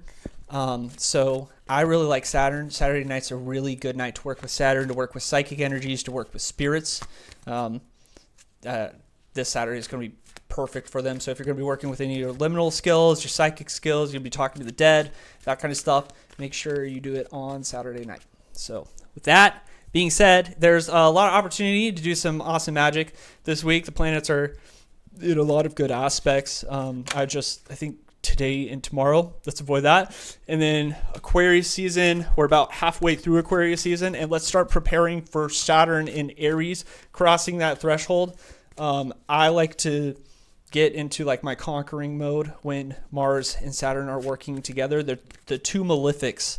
So it's frightening for most people, but for us as magicians, we use it to our advantage. Yes. So with that being said, that is the astrological forecast. Thank you, Abammon. Yeah. That's great. Well, that's good. It's good. There hasn't been a good Thursday. There hasn't been for a while, so that's great. Good to know. Good to know. So we're open for the psychic hour now. If you guys have any questions for Dr. Anna Stone. I don't do health. Freezer spell on a group of people as opposed to an individual. Yeah, you can That's do that. interesting. Yeah, do an experiment. Let us know how it goes. Can. I've done that. Oh, well, not on a group, but like multiple people. You gonna put ice on ice? Is that what you're gonna do, Sarah? Sorry, that was lame. That's a lame joke. They're everywhere right now, I guess. I don't know. Yeah. Maybe they're not. Maybe it's just the news saying that. Can't tell anymore. He is absolutely an astrological weatherman. He is. Actually, yes. I knew it. Yes. Yeah, definitely done it. It's definitely worked. The only time that hasn't worked is when it was somebody that had dissociative identity disorder. It's the only time one of those didn't work, So, and I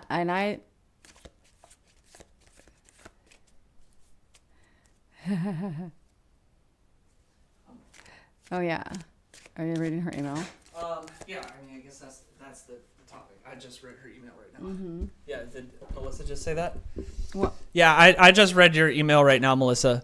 If you want to talk about it, we stay away from politics on here, but it's hard not to talk about what's going on with the ICE situation, and especially like if there's something that's affecting you personally, like bring it up. Like, let's talk about it. Let's do readings on it, that kind of stuff. We just want to avoid the whole, like, you're a Democrat, you're a Republican, like that kind of bullshit. You know, that's what we say. That's what we mean when we mean no politics. You know, being human here is, you know, be human. If you're suffering from something and it's, you know, something the government did, like, let's do some magic about it, right? Yeah. Yes. Yeah, and okay, clarification. A random poll on clarification of my night last night. Let's see. We had a great night last night. We went out dancing. It was fun. So great. Okay, let's see for Waking Spirit. What's the deal with the night last night? Let's see. But yeah, so I've read your email, Melissa. I don't know if it's okay for me to, like, talk about the details on here if you want to share them specifically, but in the chat if you feel comfortable doing that. But I'm very sorry that happened to you. It is pretty terrible. Were you looking for a reading on it or guidance on it, or her?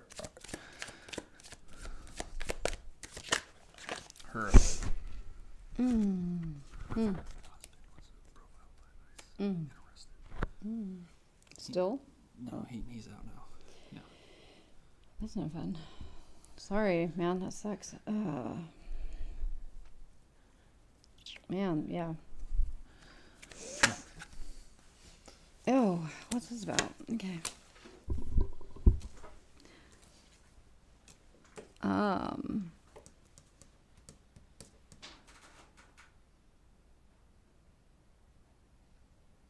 Huh.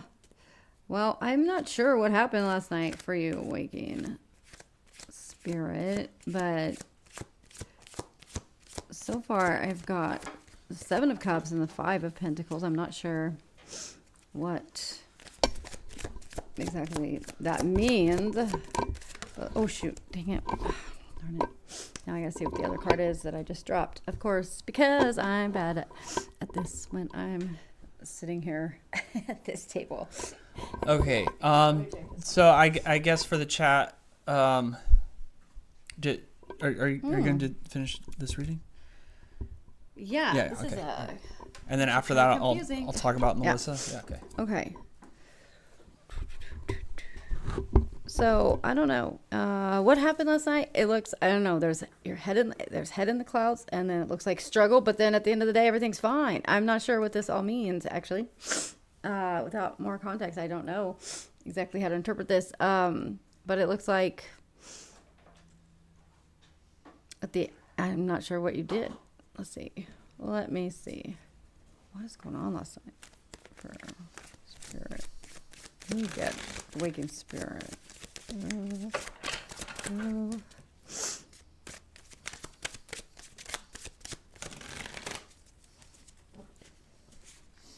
King of Swords, too. Okay.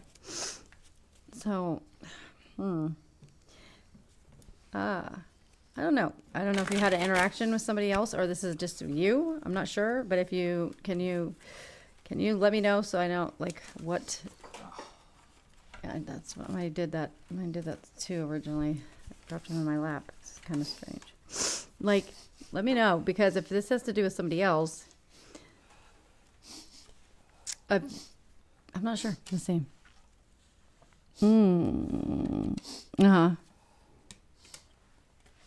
Oh, okay. That okay. Makes perfect sense. Perfect sense. Okay. Perfect sense. First of all, be careful. Okay, so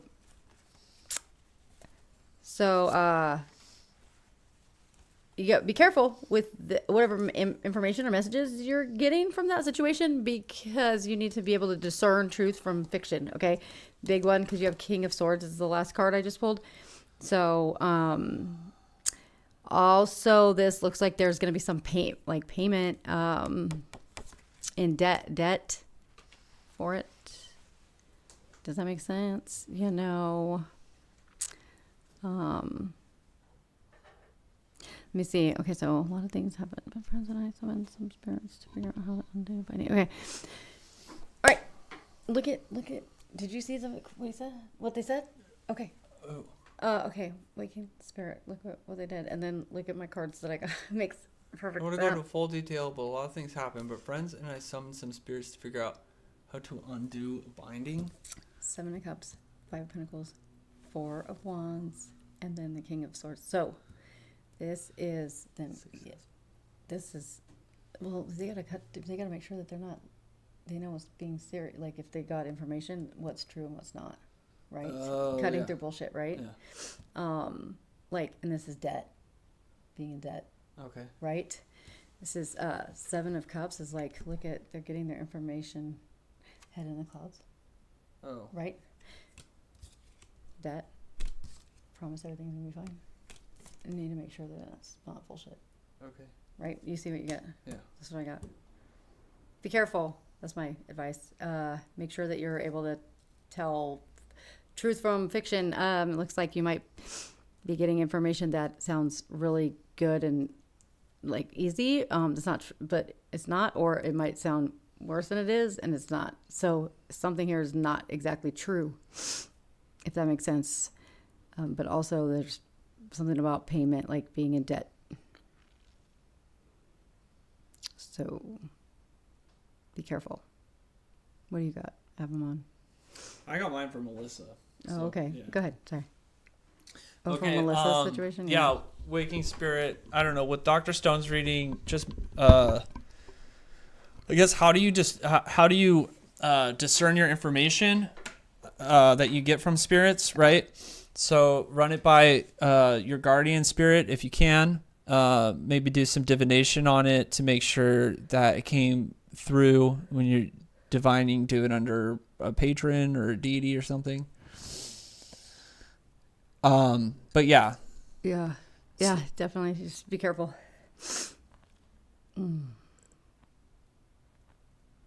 We got pulled over because it looked like we didn't know where we were going. We were at a job site. My husband in safety colors. They assume he's an immigrant and they arrest him. Charges dismissed, but not right. Not right. Okay, yeah. So I did a reading on you, Melissa, for your situation. You started out 3 of Swords, Sorrow, Saturn, obviously, yesterday. Right now, you're 5 of Cups. You're kind of disappointed with the situation. Yeah. Disappointed with the state of affairs. Very understandable.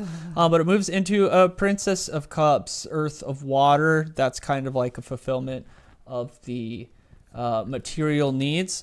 What's standing in the way is 2 of Swords. That's peace. And it evolves into lust, and lust is kind of power, right? It's power that's like a passionate kind of power or whatever. This is a Crowley deck, so that's how Crowley put the strength card as lust. Of course he did, but but yeah, that's what that card means. And then I guess like I was having a hard time understanding exactly what it was saying, but there is Jupiterian 2 of Discs as the sum of the whole thing. I'm immediately interpreting it as there's like legal money. Yeah, money. Yeah, that's like, how I got it. You're gonna get a payout, maybe a lawsuit or something. It's gonna be Or immediately. It's horrible. Yeah. Yeah, you're in Texas too, aren't you? Yeah, yeah. Of course, the guys out there. I mean, they're doing it here too. I know they're doing it everywhere, but still, it's like. I mean, they're just out shooting at us. Yeah. So part of the ICE people took Melissa's husband, arrested him because they assumed he was an immigrant. It was racial profiling. What I immediately got from this spread was that it's like some kind of like you getting a payout or things are going to be made right legally or something like that. Yeah. And then Dr. Stone immediately, she saw it. That's what she confirmed. But not a lot. You know, it's not going to be like a it's taking your power back. That's what's the most important part about it, right? Like that's where everything's going towards. Once peace is made of the situation. So maybe that's like Yeah. the political piece. Maybe like in a year's time, there's like a class action lawsuit or something. But once peace is made of the situation, then it's going to move into you getting your power back, right? And the change is the Two of Discs. The change is Jupiterian, right? So that's a fortunate change. It's not an unfortunate change, right? Yeah. I mean, we shouldn't be people that are, citizens of the United States should not have to worry about this stuff. Yeah. But It's we shouldn't have to worry about it. literally But that being Gestapo said, shit. unfortunately, in this time, I'm grateful that nothing else happened, right? That it didn't go very badly. Mm-hmm. I mean, I know being arrested is not a fun time. Yeah, it's terrible. It's awful and dehumanizing and all that stuff. But at the same time, it could have been a lot worse. And so count the blessings that you have, right? But know that this is temporary. Like, this is not going to keep. Yeah, this isn't going to keep happening. You want your rights intact. Yeah, exactly. I was just saying the first thing that flashed to my mind was there was some kind of like payout, some kind of like justice. That's going to happen. That could just be like making you whole again for however that looks, Yeah, with that being said, unfortunately, on the historical record, magic doesn't really help get people out of prison. Yeah, I guess not. A lot of people have tried. Franz Barden spent time in concentration camp. El Sakaki died in prison, that kind of stuff. However, legal magic, justice magic, law magic, judgment magic, that's a very, very popular branch of magic, Melissa. So I guess I would, if I were you, I would be looking into what I can do. Me and Dr. Stone love to do legal system magic. We probably do that. That's my biggest. I think we do. Yeah. Like for me, it's like I mostly do money magic, and then after that, it's like legal, like law, justice, like that kind of stuff. Mine is not that. Mine is, cursing people. No, I'm just kidding. Oh, okay. Well, Melissa's husband. We're so sorry that happened to you. It's not. Yeah, it's absolutely terrible. And it's like you'd expect. Like right. The thing is, like I expect Texans. Because the proximity to Mexico and how much Mexican culture is prevalent there, you'd expect Texans to be like a lot more understandable and a lot more compassionate and loving towards their Latino population, and it drives me nuts that kind of stuff happens, because I feel like the border, like Latino culture is like so important to the border states, so important, right? And we try It sucks that it's happening, It's like, It really sucks. Right. I mean, so in a situation like this, you wouldn't want to hex like the entire agency. It would be more geared towards your bad locality actors, or something. the ones that are doing things unlawfully, right? Not the entire agency, because that's putting everyone into the same bowl. And it's going to be less effective. You're dealing with a lot of different karma there, right? So, you want to target it as much as possible if you want to get results. The people that are out, these are people that clearly didn't pass their psych evals for the police department, clearly, and are trigger happy and just, racist, I guess. And they're not doing their job, because the job is to deport illegal people, right? Whatever their orders are, but not American citizens. Not go to a job site and round up people with brown skin. Or the other day they were in a restaurant here or somewhere and waited till the shift ended, it's happening and then arrested all the cooks after they ate there. Oh, there's a lover's card here too. Oh, that's so funny. Oh, wow. Yeah. That's for you, Melissa. So again, remember what I said, this Dunning-Kruger thing is important because it is it's a good metaphor for how our society is these days. It's like the people that are the loudest know the least about what the hell they're talking about.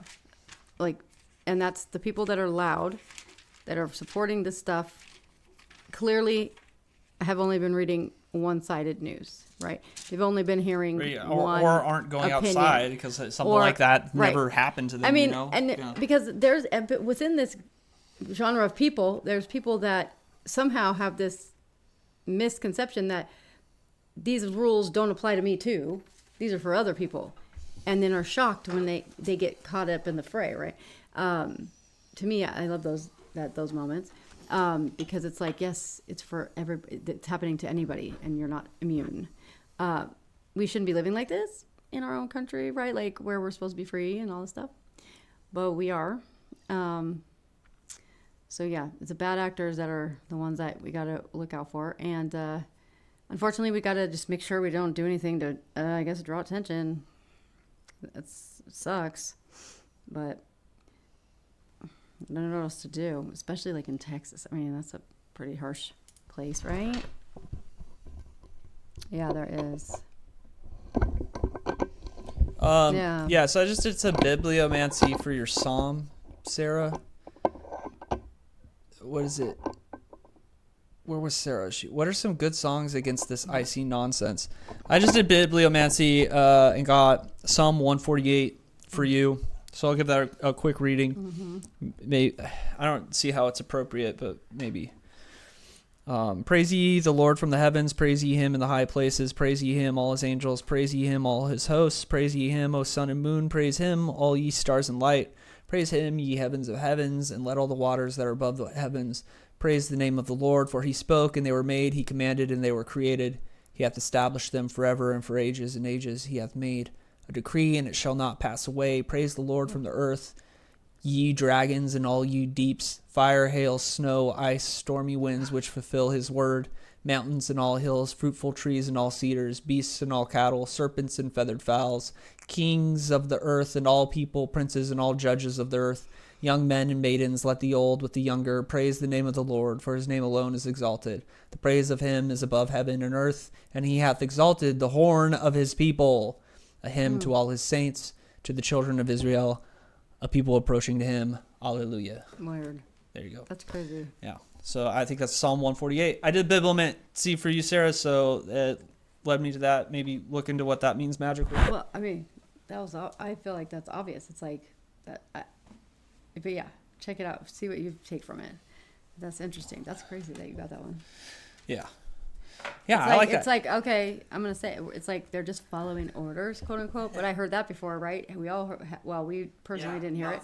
But there's a group of people somewhere in Europe, where there was a group of people, a whole country that were following orders, and it didn't go very well for them. And I think that's what that's saying. It's not going to go well for them. Yeah, I don't think anybody can deny that. Yeah. No, but so when this stuff happens, there's always, it's never soon enough, but there's always some kind of form of accountability, because we have to, publicly at least right the wrong, right? Mm. And get the people back in on our side. Mm. On the, the government has to do that. So they'll make examples out of them. Yeah. Later, not now, not when it matters, but, there's stuff will happen, and everybody that's been doing bad things will end up having to pay in one way or another, whether that be publicly or within their friends and family, who knows. Mm-hmm. But right now, I'm just grateful that you guys are okay. Yes. And that must be so scary. I'm so sorry that happened to you and your husband. That sucks. Not cool, America. Not cool. And I'm going to say this. I'm going to take a moment to say this too. My cohort I just taught was almost all veterans.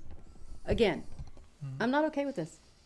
I'm not okay with it. I'm not okay with the fact that veterans who served their best years of their lives for us are freaking unhoused and don't have jobs. That is fucking ridiculous. Like, what are you talking about? Like, how is that a thing? It just pisses me off. It makes me sad. And I had two of them that had no food and couldn't eat at lunch, and it made me cry at work. I fucking cried at work because of it. Like, not okay. Not okay. We have it so backwards. We have the biggest military budget in the world, right? And our veterans can't eat or have a place to sleep. And we have American citizens being rounded up by the Gestapo. And, not cool. Not cool, America. Yeah. I'd say that, do what you can to protect your loved ones magically. Mm-hmm. And, if you want to grease the wheels of justice, you could do that too. As for getting people out of prison, there's plenty of spells to do that, but people that are getting rounded up or locked up or stuff. There's plenty of spells in the grimoires that claim they can do that. However, historically, magicians have always had a hard time staying out of incarceration. So, yeah. Stopped after I what? This is more of a paranormal concern that I'd really appreciate any insight if possible. For a long time, I'd wake up with sleep paralysis with an energy pressing on me. It suddenly stopped after I unconsciously allowed it. Yeah. In that weird half awake, half asleep state, accepted it. Thankfully, it isn't happening anymore, but I don't understand it. That's what Yeah, happens. that's- That's you're supposed to do that. That's Yeah. exactly what you're supposed to do. You and I guess intuitively figured that out. Yeah. It is a psychological and a neurological situation happening, but it's the neurological is happening when you wake up. You're awake, but you can't move. Right? You're paralyzed because when we sleep, our body puts us into this kind of standby mode so that we don't act out our dreams. But when that happens, it's terrifying, and that's a very common experience, right? Having the pressure on the chest. But by allowing it in, it's like telling your nervous system that it's okay, and then it stops, right? So it's the fear that keeps it coming back over and over again because you're subconsciously scared of it before you go to sleep, and then it kind of triggers it to happen. It's just like intrusive thoughts, same thing. When you get one, you're supposed to like let it come in and not try to suppress it, right? Because it'll keep coming back up again until you actually just deal with it. So you did the right thing. That's completely normal, and bravo on that. Yeah, no, that's great. so you can utilize that learning from that a technique called WILD, which is wake-induced lucid dreaming. So your ability to accept sleep paralysis and induce sleep paralysis at will is like you can astral project with that. You can do wake-induced lucid dreaming with that. I was convinced for years that ability was what you're supposed to be kind of not doing it all the way, but doing that in ritual in order to be able to interface with the spirit, with the spirits and that kind of thing. I opted into hypnotism after a while in order to do it instead of the wake-induced lucid dreaming. But wise be crazy, that experience is incredibly important to your development of your psychic skills and your liminal skills.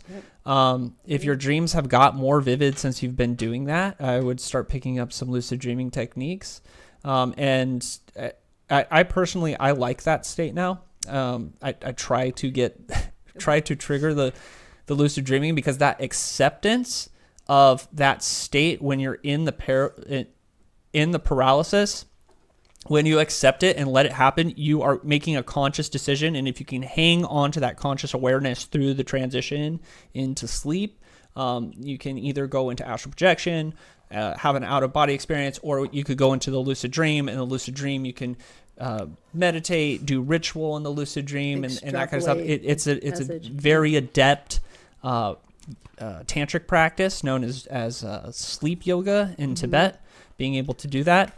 So learning that skill, experiencing what you've experienced, why is we crazy? I would be running with that and developing it further because that you can 100% use that magically and on your spiritual path. Right, because like when we do our EEG experiments, right, that's what happens whenever that's what they show, like with the Institute of Noetic Science and then our own, right, we see that that's what happens when I go into that state is I'm in wake and sleep at the same time. Right? Yeah, the when we do the EEG brain scans or whatever, it's very very similar. Yeah, that's a great really, experience. Not a lot of people can do it actually, so that's a skill. Definitely use it to your advantage if you can. Yeah, if you start to feel like maybe like you're spinning or you're being pulled or dragged or something like that. It like that's that frightening place, and then yes, your ability to just accept it and let it happen, that's what brings you into that like altered state of consciousness. I struggled with sleep paralysis for I think in like 2013, and that's when I started learning lucid dreaming. But I did it like you, wise we crazy. I didn't know what lucid dreaming was. I just kind of learned out of necessity because I was scared, and my brain figured out.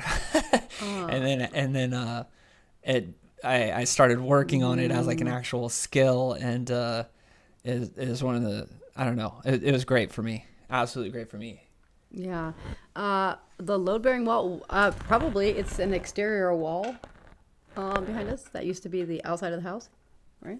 What? Before we built the other room on outside to make the office space. What are you talking about? Oh, someone said, is that a load-bearing wall behind you? Who said that? I don't know. It's on YouTube. Maybe, or it's coming from maybe Facebook. I'm not sure. I don't know where it's coming from, but it maybe was because. Oh yeah, that's weird. It's not showing up all the way. Yeah, is it a load-bearing wall behind us? Yeah, we're in an add-on room. Yeah. Like an expansion. It's not the original foundation, so that's originally the outside of the house. Yep. So, job C4. It's on YouTube. Okay. What's on YouTube? That comment. Oh, okay, yeah. Thanks.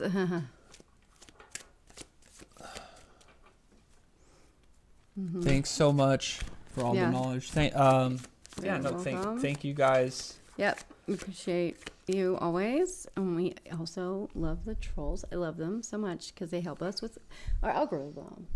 It's great. Thank you. Yeah. And we appreciate everybody that comes and joins us every week. Let's see what it's about the job. I just got that last question. Oh, Grateful Dead tarot. I haven't seen that. I haven't seen that sounds one. Fun. Yeah. Hey, Stephanie. Nice to see you. Oh, hey, what's up? Are we gonna see her this week? Was it? Oh, was I she don't know coming out what's this going week? on. She was supposed to come out last. Yeah, she was supposed to come out this week. This week. I haven't heard anything yet back. So. Yeah. Oh yes. Hi. Hey, Hello, Holly. Hi guys. Holly and Stephanie are in the chat. Love you, girls. Yeah. So, what was that? Let me see. That question was up here. I'm also wondering about my next job, getting a temporary job that can give me the funds I need for my goals. Okay. So, love you too, Heather. Love you too. So you already know the answer to this. I will do it because you asked. Gotta ask the cards. But we'll see. Let's see. But yeah, it's the whole point is that you gotta just like surrender to it and know that what you need, what you want, and what you need are two different things, right? And if you just go with what I need, then and don't commit, don't get too tangled up in the how it looks to get there. That's more likely to yield a positive result faster, right? So let's see. It was I'll share a little bit of an experience with magic and what I thought I wanted. You're good. Queen of Wands. You're fine. This is self-made. You're going to be just fine. You'll get what you need. And it's like a tree lady with the roots growing. So this is like, you're going to get what you need. Don't worry about it. Remember, it's coming. It's coming for you. Don't doubt it. Okay. Seriously, you're going to do fine on your test, and you're going to be fine. Okay. Yeah. No, we're not. You're not crashing the party. We're just about wrapping up, though, right? Yeah. So we're wrapping up right now. Great. But I'm just going to say, the big theme today was about surrendering and accepting the process and letting things happen, taking action, and then letting the universe take you to where you need to be and not where you want to be. As the result of magic, I lost my dream job. I did a spell because I wanted to be happy. I was a chef for quite some time, and I had worked my entire career to open a restaurant. And I finally got the opportunity to open a restaurant from the ground up, build out the kitchen, and do the menu and hire the staff and all that kind of stuff. And that's something as a chef you work to get to that experience. You work a lot of years for it, right? And I did a spell, and within 6 months I got called away from that dream job that I worked my entire career for because I wasn't happy when I was there. And I had six months into open, I was absolutely miserable. And I was like, I don't like this. This is not fun. I'm not getting to see my family. I hate the owner. Like, and so I had to like let the universe take me somewhere else. And so I thought I wanted that. And I worked the better part of a decade towards that goal. And I finally got there and realized this isn't what I need. Right. Mm-hmm. And the universe gave me a much better, brighter life where I'm a lot happier, and it's not in that restaurant that I thought I had worked so long to help open, right? So that's just a part, just personal experience. You're going to do a spell, and sometimes it's going to take you away from what you think you want, or it's going to take you somewhere that you think you don't belong, right? Be careful what you wish for, but if you just let it happen, if you just walk through the door, you just let it happen, you did magic. Let the magic work now. Let it put you where you want to be, right? So and it will. All right, so so I think we're gonna close out. Thank you guys so much for joining us. If you want to go back, listen to the Mithras liturgy, you can listen to it as like a hypnotic tape or a guided meditation. I think next week I'm going to start teaching you guys how to pronounce those letters and that kind of stuff. We're going to start working together on that. But we're entering into spring with Imbolc, which is super exciting. I love springtime. Oh, well, yeah. I mean, maybe. Yeah. I mean, well, this was before I met you. Yeah, this is before. This is before I met. It's before, but Dr. Stone. But it just keeps going though. Both of us, right? We both did magic, asked for things, and you learn really quick when your magic works, and when it works in big ways, you learn really quick what the process of surrendering and letting it happen is, right? That's how you get ahead in magic. There are people that are like people that have been practicing magic for decades, right? Certain occult author that I'm constantly railing against. They're practicing magic for decades, and they're trying so hard to force what they think they need to be doing that it's like, magic is not working for them. Their world is small. They're not happy, that kind of stuff. Don't let that be you, okay? If you're going to do the spell, do the spell, forget about it. Let the magic work. Don't think about it. Like, just, okay, whatever. Like, let it happen. The universe is taking you somewhere, okay? Let that happen. Don't dig your heels into the ground and say, oh, but I don't want change, Yeah. And when things start to change, it may not look like what you were hoping for. That's the whole point, is we don't know what we don't know. And, when we ask for a thing, it's going to find the way that we're supposed to get it. And it's usually not what we had intended or had in mind. So, but... All right, guys, so we're going to wrap it up, and we appreciate you guys, and have a good Imbolc and the rest of your week. Happy Imbolc. Yeah. We got on the podcast, this week we're releasing a podcast interview we did in December. Yeah. Then our next one's on the Ars Notoria. We know some of you are working through it. We're going to do a big deep dive into the Ars Notoria and how we work it. Mm-hmm. And then after that, we have an interview with one of the most amazing theurgists on the internet, and I don't think anybody knows about him, so I'm really excited to have him on the podcast. Oh God, he's amazing. Yeah, no, he's one of the most amazing theurgists, so I'm super excited about that one. Gosh, But so thank you guys. Happy Sunday. Yes, have a good one. Stay safe.